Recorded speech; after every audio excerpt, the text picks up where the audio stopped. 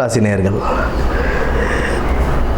மிதுன ராசிக்கு இந்த குரு பயிற்சி 2025ஆம் ஆண்டு குரு பயிற்சி எப்படி இருக்குது அப்படின்னு பார்த்தோம்னா, விரயஸ்தானத்தில் இருந்த குரு பகவான் இப்போது ஜென்ம குருவாக வருகிறார். உங்களுடைய ராசிக்கே குரு வருகிறார்.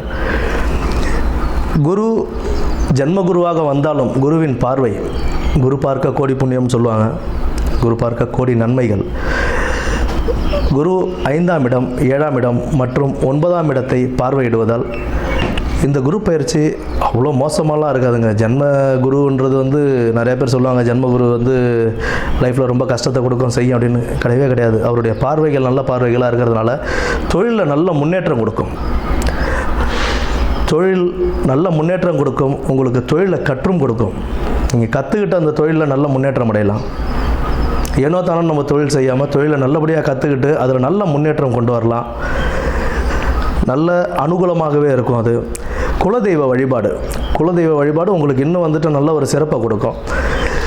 திருமணம் கைகூடும். 7ஆம் இடத்தை குரு பகவான் பார்க்கறதுனால திருமணம் கைகூடுறதுக்கான வாய்ப்புகள் அதிகம் உண்டு. திருமணம் தடை தாமதங்கள், இத்தனை நாளாக தடை தாமதங்கள் இருந்த எல்லாருக்குமே இப்போ திருமணங்கள் கைகூடுறதுக்கான வாய்ப்பு நல்லபடியாகவே அமையும். நல்ல பூர்வ புண்ணியஸ்தானம், பூர்வ புண்ணியஸ்தானத்தையும் குரு பகவான் பார்க்கறதுனால உங்களுக்கு பல நன்மைகளையும் கொடுப்பார். காதல் கைகூடும். காதல் கைகூடுறதுக்கான வாய்ப்புகள் உண்டு.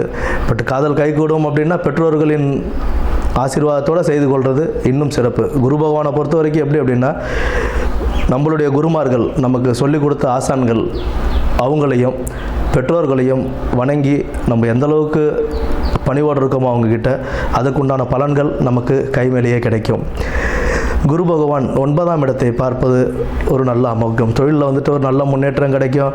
ப்ளஸ் கூட்டுத் தொழில் கொஞ்சம் கவனமாக, கூட்டுத் தொழிலையும் நம்ம கவனத்தோடு செயல்பட்டு பண்ணோம் அப்படின்னா அதுலேயும் நல்ல ஒரு லாபங்கள் அனுபவிக்கலாம்.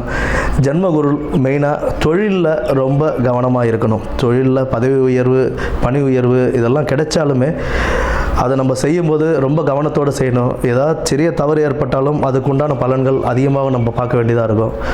அதனால் நல்ல கவனத்துடன் தொழிலில் செயல்பட்டு நல்ல முன்னேற்றம் அடையும் காலமாக இது அமையும். குலதெய்வ வழிபாடு அவசியம் தேவை. எந்த ஒரு வேலை செஞ்சாலும் திட்டமிட்டு தெளிவோடு செய்யுங்க. மனசில் ஃபஸ்ட்டு தெளிவு கொண்டு வந்துடுங்க. மனக்குழப்பம் இருக்க தான் செய்யும். மனக்குழப்பம் இருக்கும்போது அதை தெளிவுபடுத்திக்க வேண்டியது நம்மளுடைய வேலை.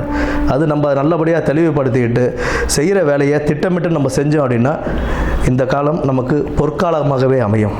நன்றி, வணக்கம்.